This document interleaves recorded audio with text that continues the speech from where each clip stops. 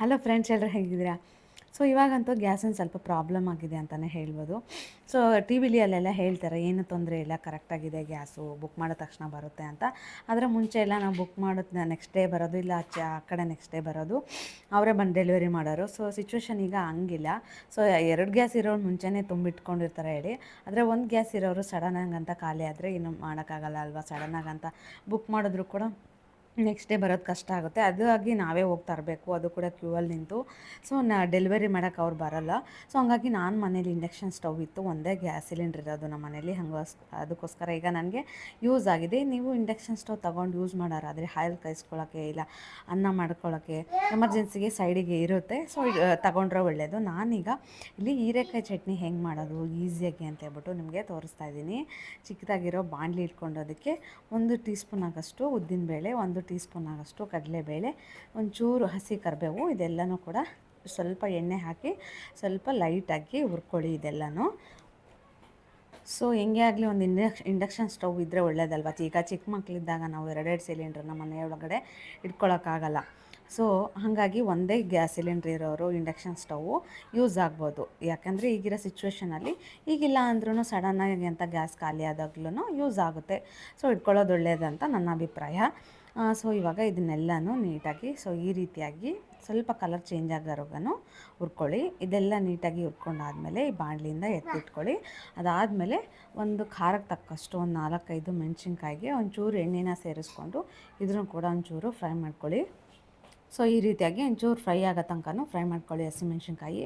So ಈ ಹೀರೆಕಾಯಿ ಚಟ್ನಿ ತುಂಬಾ ಚೆನ್ನಾಗಿರುತ್ತೆ ಚಪಾತಿಗೆ, ರೊಟ್ಟಿಗೆ ಎಲ್ಲದಕ್ಕೂ. ಈಗ ಸೊ ಹೀರೆಕಾಯಿ ಪಲ್ಯ, ಹೀರೆಕಾಯಿ ಸಾಂಬಾರು ತಿಂದು ಬೇಜಾರಾಗಿದೆ. ಈ ರೀತಿಯಾಗಿ ಚಟ್ನಿ ಒಂದು ಸಲ ಟ್ರೈ ಮಾಡಿ, ತುಂಬಾ ಚೆನ್ನಾಗಿ ಬರುತ್ತೆ. ಸೊ ಇದಕ್ಕೆ ನಾನು ಎಣ್ಣೆ ಇಲ್ಲಿ ಜಾಸ್ತಿ ಯೂಸ್ ಮಾಡ್ತಾಯಿಲ್ಲ. ಸೊ ಎಣ್ಣೆ ಸ್ವಲ್ಪ 1 ಸ್ಪೂನು ಇಲ್ಲ 1.5 ಸ್ಪೂನು ಹಾಕ್ಕೊಂಡು ನೀವು ಸೊ ಇದನ್ನ ನೀಟಾಗಿ ಲೋ ಫ್ಲೇಮಲ್ಲಿ ಇಟ್ಬಿಟ್ಟು ಫ್ರೈ ಮಾಡ್ಕೊಳ್ಳಿ. ಸೊ ಆವಾಗ ಹೀರೆಕಾಯಿ ಅನ್ನೋದು ಸ್ವಲ್ಪ ಅರಿಶಿಣ ಪುಡಿ ಹಾಕಿ ಸ್ವಲ್ಪ ಉಪ್ಪನ್ನು ಕೂಡ ಸೇರಿಸಿ ಬೇಗ ಬೇಯುತ್ತೆ ಹೀರೆಕಾಯಿ.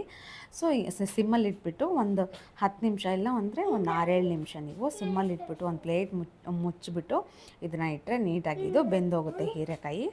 ಸೊ ಇದಕ್ಕೆ ನೀವು ಒಂದು ಹಿಡಿ ಆಗೋಷ್ಟು ಕೊತ್ತಂಬರಿ ಸೊಪ್ಪನ್ನು ಕೂಡ ಸೇರಿಸ್ಕೊಳ್ಳಿ.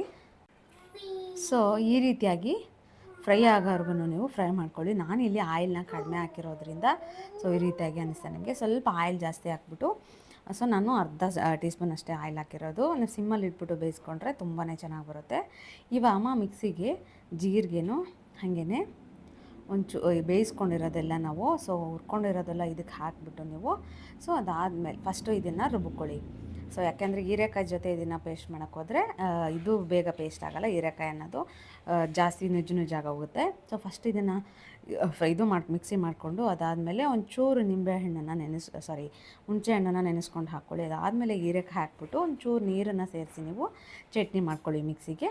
ಆ ಚಟ್ನಿನ ಈಗ ಒಗ್ಗರಣೆ ಕೊಡೋಕ್ಕೆ ಒಂಚೂರು 1-2 ಸ್ಪೂನ್ ಆಗೋಷ್ಟು ಎಣ್ಣೆ, ಕಡಲೆಬೇಳೆ ಹಾಗೇ ಉದ್ದಿನಬೇಳೆ, ಒಣಮೆಣ್ಸಿನ್ಕಾಯಿ ಇದ್ದರೆ ಹಾಕಿ ಹಂಗೆ ಕರಿಬೇವು ಹಾಕ್ಬಿಟ್ಟು ಇದನ್ನು ಒಗ್ಗರಣೆ ಕೊಡಿ. ಚಟ್ನಿ ರೊಟ್ಟಿಗೆ, ಚಪಾತಿಗೆ ತುಂಬಾ ಚೆನ್ನಾಗಿರುತ್ತೆ. ಒಂದು ಸಲ ನೀವು ಕೂಡ ಟ್ರೈ ಮಾಡಿ, ಆಯಿತಾ? ಸೊ ಥ್ಯಾಂಕ್ ಯು ಎಲ್ಲರಿಗೂ. ಹಂಗೆ ದಯವಿಟ್ಟು ಒಂದು ಸಬ್ಸ್ಕ್ರೈಬ್ ಮಾಡಿಕೊಂಡು ಲೈಕ್ ಮಾಡಿ, ಶೇರ್ ಮಾಡಿ, ಆಯಿತಾ? ಥ್ಯಾಂಕ್ ಯು ಎಲ್ಲರಿಗೂ.